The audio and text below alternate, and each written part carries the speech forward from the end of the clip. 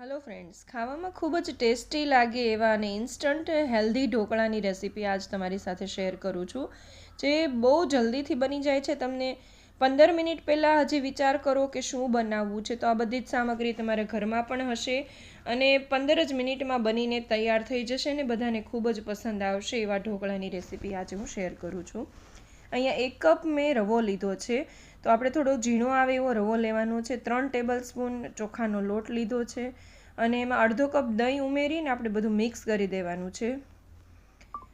થોડુંક પાણી ઉમેરી બેટર થોડુંક જાડું રાખવાનું છે અને આને આપણે 15 મિનિટ સુધી ઢાંકીને રેસ્ટ કરવા માટે મૂકી દેવાનું છે. 15 મિનિટમાં એકદમ સરસ રીતે રવો છે એ ફૂલી જશે. તો અહીંયા તમે જો સૂજીનો યુઝ કરતા હો ને તો સૂજીને થોડી મિક્સરમાં ક્રશ કરી લેવી, જેથી એનું ટેક્સચર સારું આવે. હવે એમાં સ્વાદ પ્રમાણે મીઠું એડ કરવાનું છે અને 2 ટેબલ સ્પૂન જેટલી આદુ, મરચાં અને લસણની પેસ્ટ એડ કરવાની છે. 2 ટેબલ સ્પૂન તેલ એડ કરવાનું છે અને આને બધું મિક્સ કરી લેવાનું છે સારી રીતે.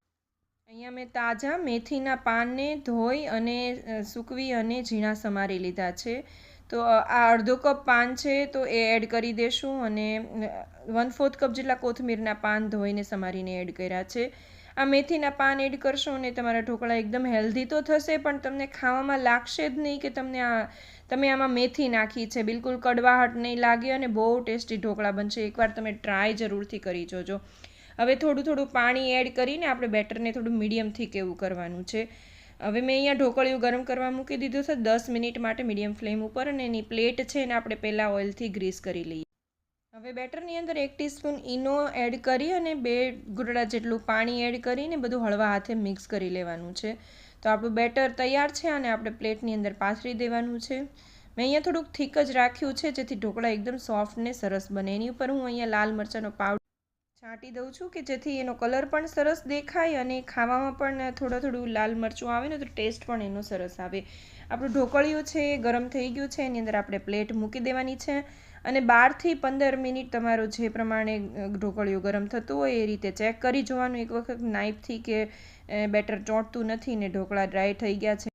એને બહાર કાઢી અને એની ઉપર ગરમ શીંગ તેલ ચોપડી દેવાનું છે, જેથી ઢોકળાનો ટેસ્ટ બહુ સરસ આવે, સોફ્ટ લાગે અને એકદમ કોરા ન લાગે. તો આ ઢોકળા એક વખત ટ્રાય જરૂર કરો. બહુ જ ટેસ્ટી બન્યા છે ને એકદમ ઓછી મહેનતથી બનીને તૈયાર થઈ ગયા છે. ગરમ છે ત્યાં જ હું સ્ક્વેર પીસમાં કટ લગાવી દઉં છું નાઇફથી, અને ગરમ જ તમે આને શીંગ તેલમાં અથવા તો ગ્રીન ચટણી બનાવીને અથવા તો રેડ ચટણી જે ઢોકળાની સ્પેશિયલ બને છે એની સાથે ખાશો તો બહુ જ ટેસ્ટી લાગશે, એકદમ સોફ્ટ. તમે આને નાસ્તામાં પણ ખાઈ શકો છો અને ડિનરમાં હલકું ફૂલકું ખાવું હોય ને ફટાફટ કંઈક બનાવવું હોય ને તો આઈડિયા બહુ જ સારો છે. તમે રવાના ઢોકળામાં ચણાના લોટ તો નાખતા જ હશો, પણ આવી રીતે ચોખાના લોટથી બનાવી જોજો, બહુ જ ટેસ્ટી લાગશે. રેસીપી ગમી હોય તો લાઇક જરૂરથી કરજો, સબસ્ક્રાઈબ કરી લેજો. Thank you for watching.